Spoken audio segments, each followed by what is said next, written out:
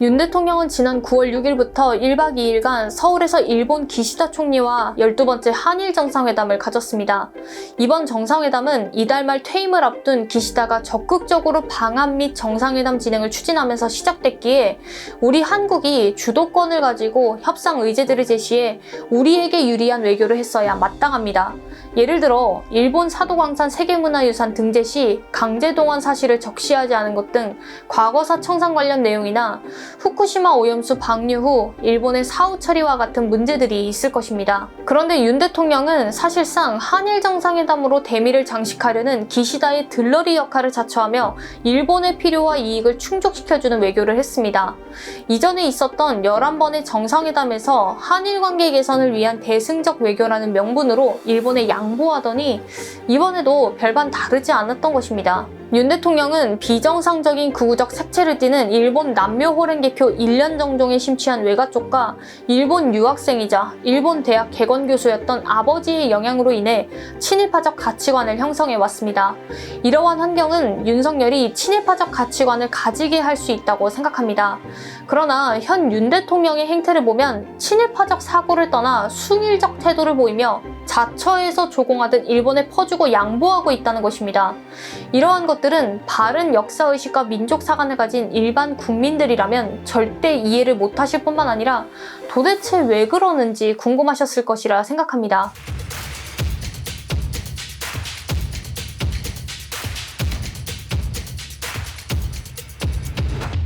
저는 윤 대통령이 친일파를 넘어 숭일하도록 뒤에서 사이비 천공이 조종한다고 확신합니다. 천공은 윤 대통령이 대선 후보이던 시절부터 지금까지 뒤에서 큰 영향력을 행사하고 윤 대통령은 그에 충성하고 있지 않습니까?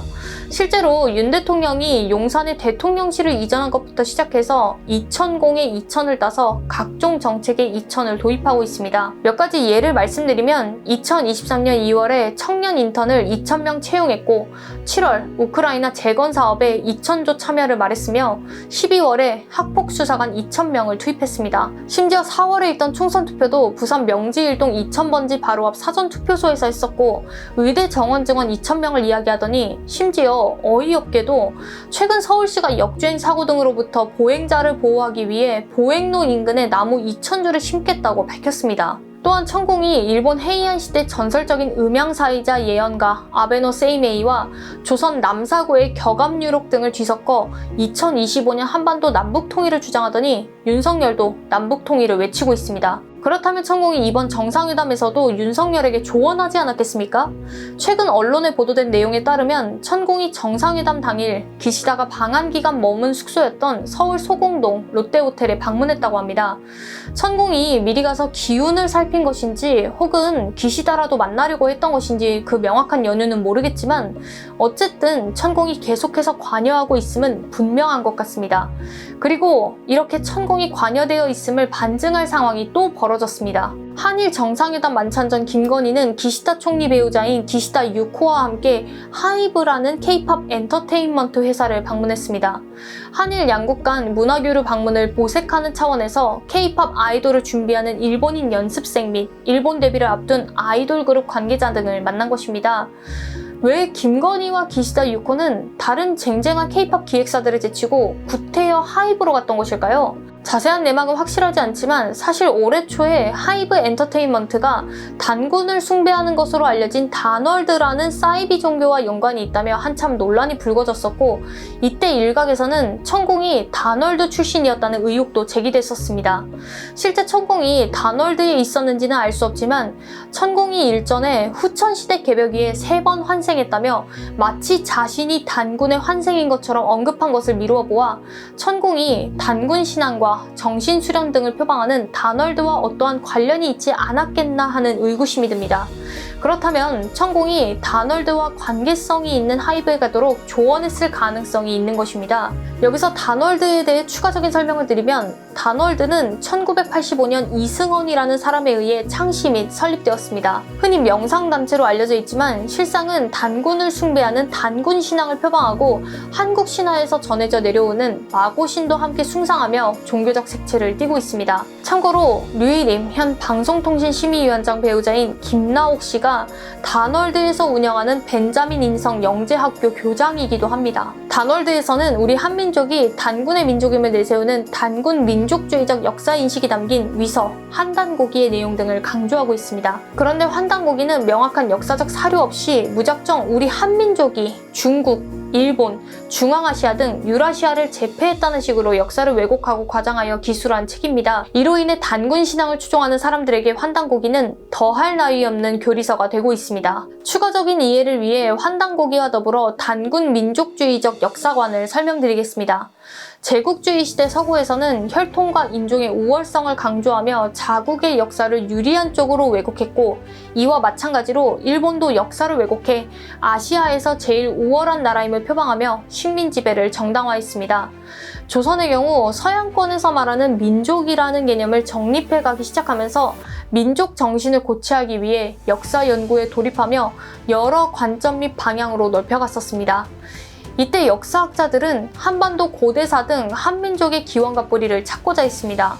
그래서 우리 역사 속 단군과 고조선, 그리고 고조선의 건국 이념이었던 홍익인간을 연구하기 시작했습니다. 하지만 역사학자들 중 단군을 역사적 인물을 넘어 신적 존재로 부각함과 동시에 단군이 세운 고조선의 영토 범위를 확장하여 한반도와 만주를 넘어 중국과 일본, 그리고 아시아 전반으로 설정했습니다. 이런 주장의 배경에는 한민족의 특별성과 우월성을 강조한다는 것이 있었지만, 실상은 일제 식민지 시대의 조선인들에게 민족적 자긍심과 자부심을 부여하고 이를 통해 식민지 상태의 열등감과 고난을 극복하고 독립심을 키우기 위해 의도적으로 단군이라는 한민족 시조의 역사를 과장되게 부풀린 것이었습니다. 그러나 일제는 이러한 왜곡된 역사조차 자신들의 조선 식민 통치의 정당성을 위해 악용하였습니다. 일제는 자신들이 주창하던 일선동조론과 내선일체의 단군 민족주의적 역사관을 교묘하게 접목했습니다. 1930년대에 나온 일선동조론 또는 내선일체는 일본인과 조선인이 동일한 조상에서 나온 피로 맺어진 가까운 혈족이고 언어와 풍속, 신앙 및 문화도 같았다고 강조하는 이론입니다. 이 이론은 후에 일본 설화에 적용되었습니다. 즉, 일본 태양신 아마테라스, 달의 신 치쿠요비, 해신 스사노오가 형제인데, 스사노오가 난폭한 행동을 해 하늘에서 쫓겨나 한반도 신라에 강림했고, 이 스사노오가 한국의 단군이라는 것입니다. 일제는 이 설화를 대중에게 퍼뜨리며 조선 한민족의 시조가 일본 출신이었음을 말하고 조선이 일본에 자발적으로 순응하도록 세뇌시켰습니다. 일제는 이러한 일선동조론에 단군 민족주의적 역사관을 접목시키므로 조선인들에게 일본 식민지 지배는 종교적, 역사적으로 증명된 사실임을 주입시키려 한 것입니다. 결국 일제 식민 통치에 저항하고 민족사관 확립을 위해 단군 민족주의적 역사관을 내세우게 되었지만 오히려 일제의 식민지 정책 이념에 악용되고 만 것입니다. 참고로 일선동조론의 영향을 받은 단군 민족주의적 역사관과 달리 본래의 단군 민족주의적 역사관은 후대에 환단고기에 투영되며 명맥을 이어가고 있습니다. 해방 후에도 사라지지 않고 한국에 내려오던 일제에 의해 왜곡된 단군 민족주의적 역사관에 천공 역시 영향을 받았던 것이라 생각합니다. 한간의 소문에 의하면 여러 무속신앙과 그와 연관된 역사에 관심을 가진 천공이 아마테라스를 숭배하며 한국을 일본에 바친다는 취지의 발언까지 했다고 하는데, 전반적인 내용을 들여다보면 단순히 소문이라고 치부할 수는 없는 것입니다. 또한 예전부터 천공은 강연에서 친일 왜곡 발언을 거침없이 쏟아내기도 하였기 때문입니다. 천공은 일본은 적이 아니다. 우리가 힘이 없을 때 일본이 힘이 돼주고 도움을 받았다. 고마운 생각을 해야 되는 거다라고 언급한 바 있습니다. 또한 작년 4월 27일 천공의 유튜브 채널에서 공개된 정법 강의 12872강 한일 관계편 영상에서 우리는 일본을 못 도왔기 때문에 일본이 우리한테 쳐들어올 수도 있었다고 언급하고, 우리 선조님들은 세상이 변할 조짐이 일어날 때 술 마시는 것밖에 안 했다며 일제 침략의 원인을 오로지 조선 탓으로만 돌렸습니다. 덧붙여 앞으로 미래에 얼마 안 가 세상이 엄청나게 소용돌이 칠 텐데 일본이 우리를 두드리고 이렇게 안 해놨으면 이 나라는 없어졌다며 크게 봐야 한다. 일본은 자기 역할인 거고 우리는 거기에서 우리가 일어날 수 있도록 잠에서 깬 거다라고 말했습니다. 이러한 천공의 말에는 일본 때문에 미개한 조선이 발전할 수 있었다는 식민지 근대화론 등 식민사관이 내포되어 있는 것입니다. 결론적으로 일본을 숭상하고 떠받드는 천공이 윤 대통령에게 정확히 어떤 말을 했을지는 모르겠으나 일본을 잘되게 해주면 윤석열의 이생과 내세에 평안이 있을 것이고 궁극적으로는 윤석열이 잘 되어야 국민들도 행복하고 잘 살게 될 것이라는 식으로 윤 대통령을 세뇌시키지 않았을까 추정해봅니다. 그럴듯한 말로 인간의 종교성과 영적 세계에 대한 탐구욕 등을 끄집어내어 가스라이팅하는 전형적인 사이비 방식으로 말입니다. 정리하자면 윤 대통령은 친일파적 가풍에서 자랐기에 친일을 숭배하는 천공의 말에 거부감보다는 종교적인 것에 눈을 뜨게 되어 친일파적 사고에 대한 더 큰 확신이 생겼을 것입니다. 이는 자신이 한국 대통령임을 망각하고 국민들의 의견과는 전혀 상관없이 자신의 종교적 신념을 바탕으로 무조건적으로 일본에 굴종하고 있는 것입니다. 이러한 윤석열은 뉴라이트에게 더 없는 기회가 된 것입니다. 뉴라이트는 윤석열의 숭일적 면모를 보고 윤석열 주변에 빌붙은 뒤 그를 앞세워 본격적으로 일본의 나라를 팔아넘길 준비들을 하고 있는 것입니다. 물론 이명박 박근혜 정권 때도 친일 및 뉴라이트 논란이 있었지만 이명박과 박근혜는 일본에 대한 최소한의 한국 사회적 통념과 기준을 가지고 있었기에 뉴라이트가 이명박과 박근혜 때 함부로 설치고 다닐 수 없었습니다. 실제로 이명박이 독도에 가서 독도가 한국의 영토라는 것을 보여주기도 했습니다. 이때 이명박이 왜 독도에 갔는가에 대한 의견이 분분했습니다만 분명한 것은 이명박의 독도 방문으로 인해 뉴라이트가 적어도 독도에 대해서는 더 이상 건드리지는 못했다는 것입니다. 반면에 윤석열은 자체가 친일파이고 천공의 조종까지 받고 있으니 뉴라이트가 이용하기에 딱 알맞은 사람인 것입니다. 이제까지 가만히 있던 뉴라이트가 왜 윤석열 정권에서 자신들의 야욕을 드러내며 난리치고 있는지 이해가 되시나요? 이러한 사정을 모르는 일본 정부와 우익의 경우 알아서 자신들에게 머리를 조아리는 윤석열과 뉴라이트들로 인해 놀라워하는 것입니다. 실제로 9월 6일자 산케이 신문에서 언급한 일본 정부 관계자에 따르면 기시다는 당초 윤석열을 신뢰하지 못했고 상당히 경계하고 있었으나 강제징용 제3자 변제안 제시 후 윤석열의 진심을 인정하고 관계 개선에 착수했다고 답했습니다. 이제 일본과 우익은 윤석열과 뉴라이트를 이용해 일본 자신들의 이익을 극대화하기 위한 여러 시도들, 구체적으로 독도나 자위대 문제 등을 협상하려 들 것입니다. 이 모든 것이 천공을 위시한 윤석열과 김건희의 친일무속 정치, 그리고 한국 뉴라이트가 낳은 패단인 것입니다. 이제까지 동서고금을 막론하고 지도자가 이상한 주술이나 샤머니즘에 빠지면 국력이 쇠퇴하고 나라가 망하기에 무속적 요소는 터부시 되었습니다. 그런데 현재 대한민국에서 무속 논란이라니 어쩌다 나라가 이렇게까지 되었는지 안타까움을 금할 길이 없습니다.